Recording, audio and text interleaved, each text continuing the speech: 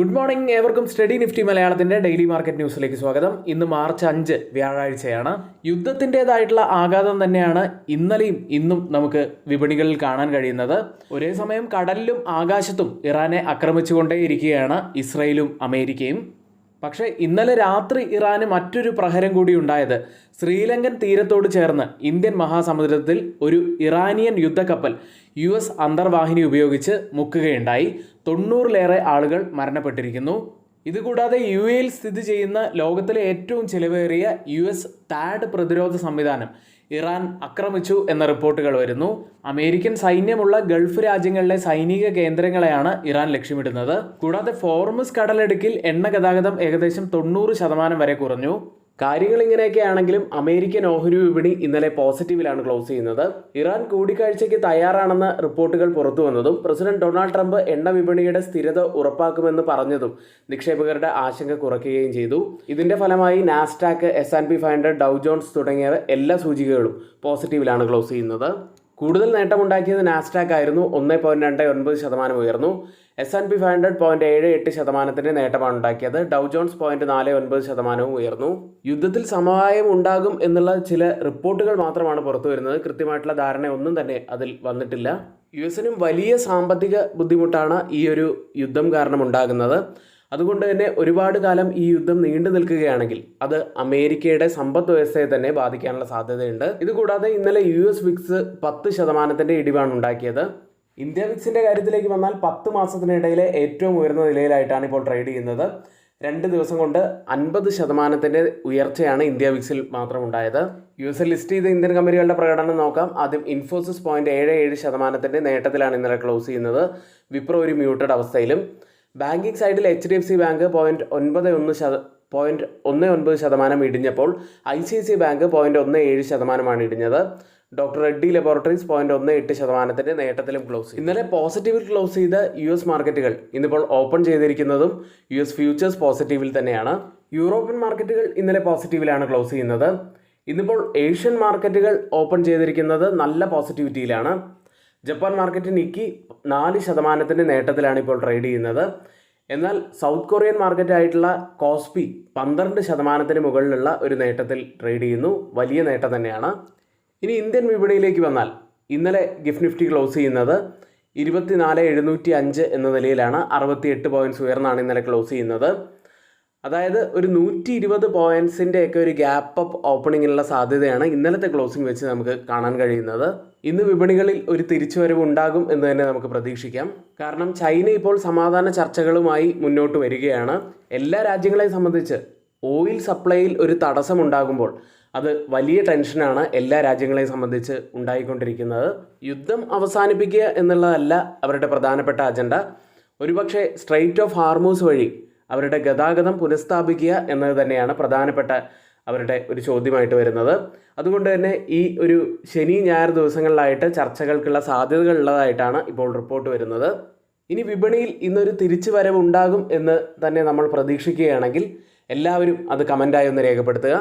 മാർക്കറ്റിൽ ഒരു തിരിച്ചുവരവ് ഉണ്ടാകുമെങ്കിൽ അത് കമൻറ്റ് എസ് എന്നും, ഇനി ഒരുപക്ഷെ വീണ്ടും ഒരു ഇടിവാണ് ഉണ്ടാകുന്നതെങ്കിൽ നോ എന്നും കമൻറ്റ് ചെയ്യാൻ ശ്രമിക്കുക. ഇനി നമ്മുടെ വീഡിയോയ്ക്ക് ആരെങ്കിലും ലൈക്ക് ചെയ്യാൻ മറന്നു പോയിട്ടുണ്ടെങ്കിൽ ദയവ് ചെയ്ത് ഈ വീഡിയോ ഒന്ന് ലൈക്ക് ചെയ്യുക. ചാനൽ സബ്സ്ക്രൈബ് ചെയ്യാത്തവർ ഇപ്പോൾ തന്നെ ചാനൽ ഒന്ന് സബ്സ്ക്രൈബ് ചെയ്യുക. മറ്റൊരു വാർത്തയിലേക്ക്. ഓയിൽ ഇമ്പോർട്ടിംഗ് രാജ്യമായിട്ടുള്ള ഇന്ത്യ വലിയ സമ്മർദ്ദം നേരിട്ടുകൊണ്ടിരിക്കുകയാണ്. ഇപ്പോഴിതാ വലിയ സമ്മർദ്ദം നേരിട്ടുകൊണ്ടിരിക്കുന്ന ഈ ഒരു സാഹചര്യത്തിൽ വലിയ റിലീഫായിട്ടുള്ള മറ്റൊരു വാർത്ത വരുന്നുണ്ട്. റഷ്യ ഇന്ത്യക്ക് അധിക ക്രൂഡ് ഓയിൽ നൽകാൻ തയ്യാറായിട്ടുണ്ടെന്ന് റിപ്പോർട്ട് വരുന്നു. വെസ്റ്റ് ഏഷ്യയിലെ യുദ്ധസംഘർഷം ശക്തമായ സാഹചര്യത്തിൽ ഇന്ത്യക്ക് ആവശ്യമെങ്കിൽ കൂടുതൽ ക്രൂഡ് ഓയിൽ നൽകാൻ തയ്യാറാണെന്ന് റഷ്യ അറിയിച്ചതായി റോയിറ്റേഴ്സ് റിപ്പോർട്ട് ചെയ്യുന്നു. ഇപ്പോൾ ഏകദേശം 9.5 million barrel Russian crude oil Indian കടൽ പരിധിക്ക് സമീപമായിട്ടുണ്ട്. അടുത്ത ചില ആഴ്ചകൾക്കുള്ളിൽ തന്നെ അത് ഇന്ത്യൻ പരിധിയിലെത്തും. ഇന്ത്യയുടെ സ്റ്റോക്കുകളെ കുറിച്ച് പറയുകയാണെങ്കിൽ ഇന്ത്യക്ക് ഇപ്പോൾ 6 മുതൽ 8 ആഴ്ച വരെയുള്ള മതിയായിട്ടുള്ള ക്രൂഡ് ഓയിലും ഇന്ധന സ്റ്റോക്കും നിലവിലുണ്ടെന്നാണ് സർക്കാർ ഉദ്യോഗസ്ഥർ അറിയിച്ചത്. പക്ഷേ വെസ്റ്റ് ഏഷ്യയിലെ യുദ്ധം 10 മുതൽ 15 ദിവസത്തിന് മുകളിൽ നീണ്ടാൽ ഇന്ത്യ മറ്റു രാജ്യങ്ങളിൽ നിന്ന് ക്രൂഡ് ഓയിലും LPGയും LNGയും ഇറക്കുമതി ചെയ്യാനുള്ള വഴികൾ അന്വേഷിക്കേണ്ടി വരികയാണ്. ഓയിൽ ഇറക്കുമതിയിൽ ഇന്ത്യക്ക് വലിയ സമ്മർദ്ദം വരാനുള്ള കാരണം ഇന്ത്യയുടെ മൊത്തം ക്രൂഡ് ഇറക്കുമതിയുടെ ഏകദേശം 40% കടന്നു പോകുന്നത് സ്ട്രെയിറ്റ് ഓഫ് ഹാർമൂസ് വഴിയാണ്. ഇത് ലോകത്തിലെ ഏറ്റവും പ്രിയപ്പെട്ട ഓയിൽ ഗതാഗത മാർഗം കൂടിയാണ്. അമേരിക്ക ഇസ്രായേൽ ആക്രമണങ്ങൾക്ക് പിന്നാലെ ഇറാൻ നടത്തിയ തിരിച്ചടികൾ കൂടി ആയതോടെ ഇവിടെ കപ്പൽ ഗതാഗതം ബുദ്ധിമുട്ടായി എന്നാണ് റിപ്പോർട്ടുകൾ. മ്യൂച്വൽ ഫണ്ടുകളിൽ ഇൻവെസ്റ്റ് ചെയ്യാൻ താല്പര്യമുണ്ടോ? ചിട്ടികളിലോ ബാങ്ക് നിക്ഷേപങ്ങളിലോ പണം ഇടുന്നതിനേക്കാൾ മികച്ച ഒരു ഇൻവെസ്റ്റ്മെന്റ് ഓപ്ഷനാണ് മ്യൂച്വൽ ഫണ്ടുകൾ നിങ്ങൾക്ക് നൽകുന്നത്. ദീർഘകാല സമ്പത്ത് സൃഷ്ടിക്കാൻ മ്യൂച്വൽ ഫണ്ടുകൾ മികച്ച ഒരു മാർഗമാണ്. അത് SIP വഴിയും മ്യൂച്വൽ ഫണ്ടിൽ ഇൻവെസ്റ്റ്മെന്റ് ആയും ഒക്കെ ചെയ്യാവുന്നതാണ്. മ്യൂച്വൽ ഫണ്ട് നിക്ഷേപം ആരംഭിക്കാൻ NISM സർട്ടിഫൈഡ് ARN ലൈസൻസ് ഉള്ളതുമായ ഒരു മ്യൂച്വൽ ഫണ്ട് ഡിസ്ട്രിബ്യൂട്ടറുടെ സഹായം ഇനി നിങ്ങൾക്ക് ലഭ്യമാണ്. കൂടുതൽ വിവരങ്ങൾക്കും നിക്ഷേപം ആരംഭിക്കാനും സ്ക്രീനിൽ കൊടുത്തിരിക്കുന്ന വാട്സപ്പ് നമ്പറിൽ ഒന്ന് ബന്ധപ്പെടുക. ഇന്നത്തെ പ്രധാനപ്പെട്ട കുറച്ച് സ്റ്റോക്ക് ന്യൂസുകളിലേക്കാണ്. ആദ്യം DLF ലിമിറ്റഡ് എന്ന കമ്പനിയെ സംബന്ധിച്ചിട്ടുള്ള നെഗറ്റീവായിട്ടുള്ള ഒരു വാർത്ത. DLF ലിമിറ്റഡിനോട് ഒരു ഹോം ഡെവലപ്പേഴ്സ് കേസിൽ സുപ്രീം കോടതി അന്വേഷണം നടത്താൻ ഉത്തരവിട്ടു. അടുത്ത രാംകെ ഇൻഫ്രാസ്ട്രക്ചർ എന്ന കമ്പനിയാണ്. കമ്പനിക്ക് വലിയൊരു പുതിയ ഓർഡർ ലഭിച്ചിരിക്കുന്നു. MITL വഴി ഡിജി പോർട്ട് ഇൻഡസ്ട്രിയൽ ഏരിയ വികസിപ്പിക്കാൻ ഏകദേശം 14.01 ബില്യൺ വില വരുന്ന EPC കരാറാണ് കമ്പനിക്ക് ലഭിച്ചിരിക്കുന്നത്. മറ്റൊരു കമ്പനി ഹിന്ദുസ്ഥാൻ യൂണിലിവർ എന്ന കമ്പനിയാണ്. കമ്പനി ന്യൂട്രീഷണ ലാബ് എന്ന സ്ഥാപനത്തിലെ തങ്ങളുടെ 19.8% ഓഹരികൾ 307 കോടി രൂപയ്ക്ക് വിറ്റു. അടുത്തത് പ്രോട്ടിയോൺ ഗവൺമെൻറ് ടെക്നോളജീസ് എന്ന കമ്പനിയാണ്. മിറ്റേഷ് ഷാ പുതിയ ചീഫ് ഇൻഫർമേഷൻ ഓഫീസറായി കമ്പനി നിയമിച്ചു കഴിഞ്ഞു. അടുത്തത് BSE എന്ന കമ്പനിയാണ്. സെബിയുടെ അനുമതിയോടെ സെൻസെക്സ് നെക്സ്റ്റ് 30 ഇൻഡെക്സിൽ ഡെറിവേറ്റീവ് കോൺട്രാക്റ്റുകൾ ആരംഭിക്കും. അടുത്ത പോളിക്യാബ് ഇന്ത്യ എന്ന കമ്പനിയാണ്. 327.5 കോടി രൂപയുടെ ഇൻകം ടാക്സ് ഡിമാൻഡ് നോട്ടീസ് കമ്പനിക്ക് ലഭിച്ചു. അടുത്തത് ഗ്രേറ്റ് ഈസ്റ്റേൺ ഷിപ്പിംഗ് കമ്പനി ഒരു second hand bulk career ship വാങ്ങാൻ കരാർ ഒപ്പുവെച്ച് കഴിഞ്ഞു. ഇന്ന് F&O സെഗ്മെൻറ്റിൽ ബാനായ സ്റ്റോക്കുകൾ സെയിൽ, സമ്മൻ ക്യാപിറ്റൽ തുടങ്ങിയവയാണ്.